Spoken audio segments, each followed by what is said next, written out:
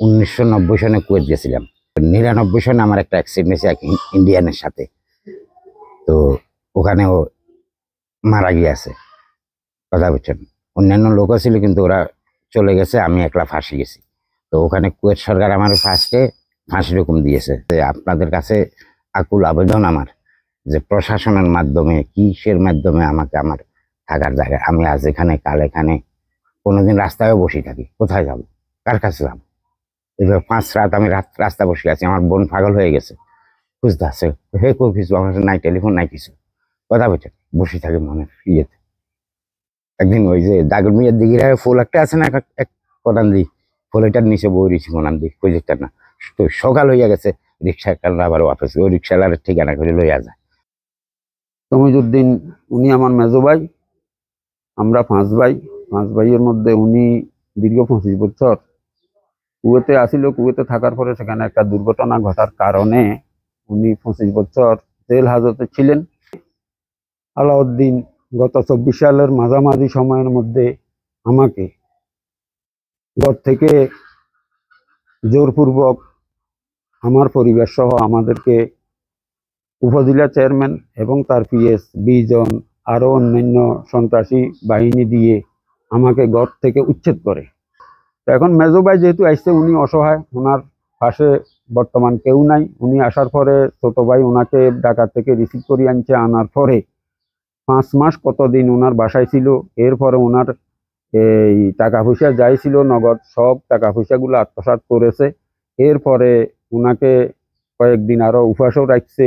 তারপরে ওনার জায়গা সম্পদ বাপের দিন না, উনি যেটা পাওনা ছিল ওনার পাওনা জায়গাগুলা সে নেওয়ার জন্য নাকি জমা খারিজ করছে, তাকে ধরছে। ধরার পরে উনি যখন অস্বীকৃতি জানাইছে, তখন ওনাকে গালিগালাজ অকথ্য ভাষায় বিভিন্ন ধরনের মন্দসন্দ বলে ওনাকে বাইর করে দিছে। আমার নাম মোহাম্মদ তমিজউদ্দিন। আমি 1990 সনে কুয়েত গেছিলাম।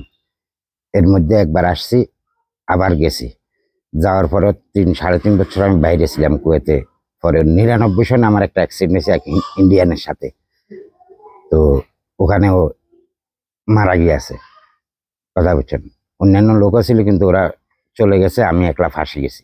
তো ওখানে কুয়েত সরকার আমার ফার্স্টে ফাঁসির হুকুম দিয়েছে, সেকেন্ডে দ্বিতীয় কোর্ট ওইটাতেও ফাঁসির হুকুম দিয়েছে।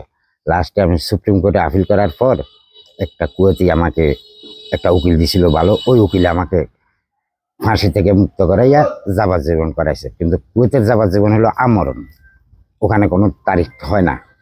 তো আমি প্রত্যেক বছরে উকিল একটা রাখতাম, যে কোর্টে ইয়েতে ওদের কানুনে কিতাব অ্যাপ্লিকেশন দিত যে মাফ করে দে মাফ করে দে। লাস্টে যাইয়া আল্লাহ রহম করছে, মনে করেন 2024-এর 10 তারিখ, এই 10 মাসের 2 তারিখ, এদিন আমি রিলিজ হয়েছি। ওরা মাফ করে দিছে। আরো 1 মাস আগের থেকে আর প্রসেসিং হয়ে আইতে আইতে মাসখানেক লাগছে। এর মধ্যে আসার পরে আমার ছোট ভাই আলাউদ্দিন, ও আমারে, আর আমার এক খালাতো ভাই ছিল সে ঢাকা থাকে, এরা আমাকে রিসিভ করে আনছে। আনার পরে প্রায় আমি 4 মাস কয়দিন জানি ওর বাসায় ছিলাম, এবং আমি কিছু নগদ অর্থ আমার কাছে ছিল 3 লাখের উপরে। এখন এই টাকাগুলা আমি টাকা কইতে পারিনি, যা কয় টাকার নোট কয় টাকার নোট দেখি না, শুধু সামান্য আমি বরং 5% 10% দেখি, এটা বুঝতে পারি না, আর দেখি না। এটা বিলকুলে নাই চোখ, এটাতে শুধু অপারেশন 2 বার হয়েছি। এখন একটু শুধু ইয়ে দেখি, লাইট। পরে এবার সে বলে যে আমার বাড়িটা এগুলা ইয়ে করে দাও, রেস্টোর করে দাও, তোমার মরণ পর্যন্ত খাও। কিরে তোর, আমি কয়দিন আগে তোরে আর রাখলাম, এখন এই পরিস্থিতি কথা কাটির মাধ্যমে আমি ওখান থেকে বেরিয়ে চলে আসছি। তারপরে নানা এই সেই কথা বুঝছো, এইভাবে চলতেছে। চলার পরে এবারে কইলাম যে গ্রাম্য সালিশ গত পরশু দিন এখানে ডাকা হয়েছিল, মানবে না। এর আগে সে আবার আমার একটা কোর্টে একটা কেস দিয়ে দিছে। ওইটা থেকে আলহামদুলিল্লাহ আমি 2.5-3 মাসের মধ্যে ওইটা ইয়ে করে দিছে, খারিজ করে দিছে এই জজ, কথা বলছেন। ওইটাতে দিছে কি কেস, মাদক দ্রব্য। আমি নাকি তার বাসায় বসে মাদক দ্রব্য বিক্রি করছি, যে ব্যক্তি আমি আজ 16 মাস আমি চোখে দেখি না, আমার ইদানিং হয়েছে চোখটা। তারপরে সে মাদক দ্রব্যের কেস দিছে, পরে ওইটা আলহামদুলিল্লাহ কোর্ট থেকে খারিজ হয়ে গেছে, কথা বলছেন। এখন আমার এমন লং কথা ইয়ে নেই, যে আপনাদের কাছে আকুল আবেদন আমার, যে প্রশাসনের মাধ্যমে কিসের মাধ্যমে আমাকে আমার থাকার জায়গায়, আমি আজ এখানে কাল এখানে, কোনোদিন রাস্তায়ও বসে থাকি, কোথায় যাব, কার কাছে যাব? এবার 5 রাত আমি রাস্তা বসে আছি, আমার বোন পাগল হয়ে গেছে, বুঝতে আছে হে কেউ কিছু, আমার কাছে নাই টেলিফোন নাই কিছু, কথা বলছে বসে থাকি মনে ইয়েতে। একদিন ওই যে দাগর মিয়ার দিঘির ফুল একটা আছে না, এক কদান দিই ফুল, এটার নিচে বই রয়েছি কোনান দিই প্রজেক্টটা না, তো সকাল হইয়া গেছে, রিক্সা কারণ আবার অফিস, ওই রিক্সালার ঠিকানা করে লইয়া যায়, ধরেন 20 টাকা ভাড়া, 30 টাকা 40 টাকা দিয়ে থাকলে, না থাকলে কেউ পয়সা হলো না, কথা বলছেন। এই অবস্থা আমার দিন কাটছে। সঠিক সম্পত্তি মনে করেন আপনাদের মাধ্যমে, প্রশাসনের মাধ্যমে যেভাবে হোক আমাকে, হ্যাঁ বেচার মাত্র আজ না হেরে ইয়ে করে রাখছে, সবগুলা জায়গা জবরদখল করে। হ্যাঁ কইতে পারি না। 4 রুম, সে আপনার কি কোনো পরিবার নেই? আপনি বিক্রি করেননি? বিয়ে করছি, আমার মেয়ে আছে, ছেলে আছে, একটা পরিবার। ওই মেয়ে এবং মেয়ের মা থাকে নিউজিল্যান্ডে, ওরা চলে গেছে, আমি ওখানে থাকতে। খোঁজ খবর নেই নাই? এরা ওদের সাথে এখন না। আসসালামু আলাইকুম ওয়া রাহমাতুল্লাহি ওয়া বারাকাতুহু। তমিজউদ্দিন উনি আমার মেজো ভাই, আমরা 5 ভাই। 5 ভাইয়ের মধ্যে উনি দীর্ঘ 25 বছর কুয়েতে আসিল। কুয়েতে থাকার পরে সেখানে একটা দুর্ঘটনা ঘটার কারণে উনি 25 বছর জেল হাজতে ছিলেন। 25 বছর 8 মাস পরে উনি দেশে ফিরে আসতেন, যেভাবে হোক আল্লাহর হুকুম ওনার হায়াত আছে। তো থাকার পরে আমি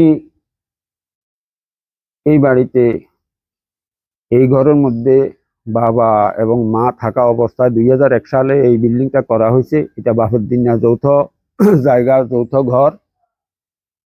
তো আমি একাই ছিলাম, আমার বাকি 2 ভাই, একজন দাগনমিয়াতে বাড়ি আলাউদ্দিন, আর একজন মনির, সে ঢাকাতে থাকে। তো এই ঘর যখন বাবা সম্পন্ন করার পরে বাবা পুরান বাড়ি থেকে মা সহ বাপ সহ আমাকে নিয়ে এখানে, আমি দীর্ঘ 22 বছর এই ঘরে ছিলাম।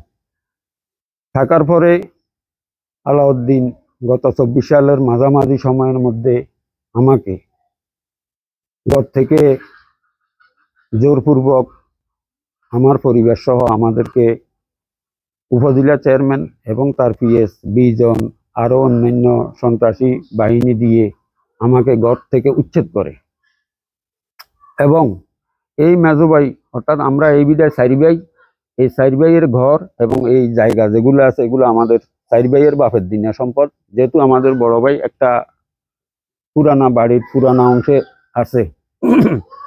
তো এখন মেজো ভাই যেহেতু আসছে, উনি অসহায়, ওনার পাশে বর্তমান কেউ নাই। উনি আসার পরে ছোট ভাই ওনাকে ঢাকা থেকে রিসিভ করে আনছে। আনার পরে 5 মাস কতদিন ওনার বাসায় ছিল। এরপরে ওনার এই টাকা পয়সা যাই ছিল নগদ, সব টাকা পয়সাগুলো আত্মসাৎ করেছে। এরপরে ওনাকে কয়েকদিন আরো উপাসও রাখছে। তারপরে ওনার জায়গা সম্পদ বাপের দিন না, উনি যেটা পাওনা ছিল, ওনার পাওনা জায়গাগুলা সে নেওয়ার জন্য নাকি জমা খারিজ করছে, তাকে ধরছে। ধরার পরে উনি যখন অস্বীকৃতি জানাইছে, তখন ওনাকে গালিগালাজ, অকথ্য ভাষায় বিভিন্ন ধরনের মন্দসন্দ বলে ওনাকে বাইর করে দিছে।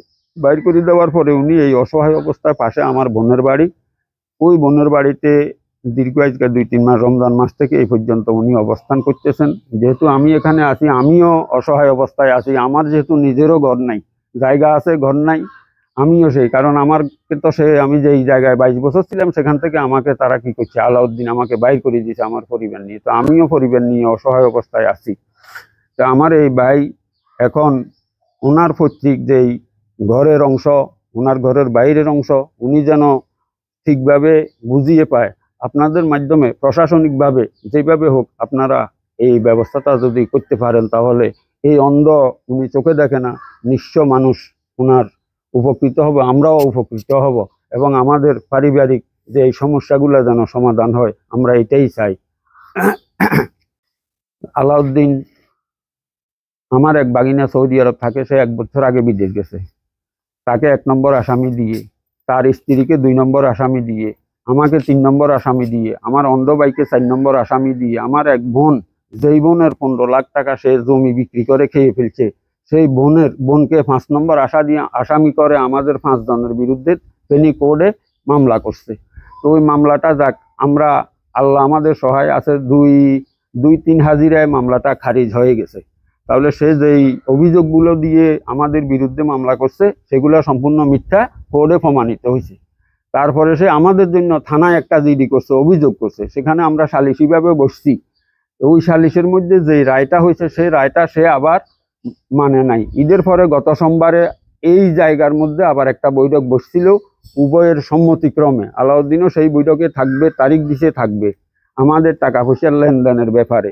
তখন আলাউদ্দিনকে ইসমাইল কেরানি আমার ফুফাতো ভাই হয়, উনি বলছে যে আলাউদ্দিন, যে থানাতে আমাদের বৈঠকে যে রায়টা হয়েছে তুমি জহিরের 1 লাখ টাকা দেওয়ার, সেই টাকাটা আগে চেকটা দাও। তখন সে বলল যে কি থানার একজন এসআই মোর্শেদ আলম, ওনার কথা বলছে যে উনি নাকি মানা করছে আমার টাকা না দেওয়ার জন্য, কিন্তু থানাতে সিদ্ধান্ত হয়েছে। আচ্ছা যাক, তখন এই কথা বলে সেই সালিশ থেকে চলে গেছে। আর সালিশান যারা ছিল তারা আর পুনরায় বৈঠক করে নাই, বলছে যে যেহেতু একটা রায় হয়েছে সেটা কার্যকর হয় না, আমরা এখন আবার নতুন এগুলো নিয়ে কি করব। তখন তারা নিজেরাই সেগুলো করলো। তো আমরা ওই চট্টগ্রামে আমরা 3 বার একটা জায়গা ছিল, ওই জায়গার বেশিরভাগ টাকাগুলা সে আত্মসাৎ করে নিয়ে গেছে। সেগুলা হিসাব নিকাশ করলে আমি সেখানে থানার বৈঠকের মধ্যে 6 লক্ষ কত টাকা আমি পাও না। তো সেখান থেকে থানায় তারপরও সবাই মিলে যেটা আমরা সাব্যস্ত করে দিয়েছে যে আমাকে 1 লাখ টাকা আলাউদ্দিন দিবে, এবং পরের দিন ইসমাইল কেরানির কাছে চেক দেওয়ার কথা ছিল, অদ্যাবধি আর সেটা দেয় নাই, এবং বলছে যে নাকি থানার এসআই তাকে নিষেধ করেছে। এগুলা নিয়েই আমরা খুব হয়রানি অবস্থায় আছি।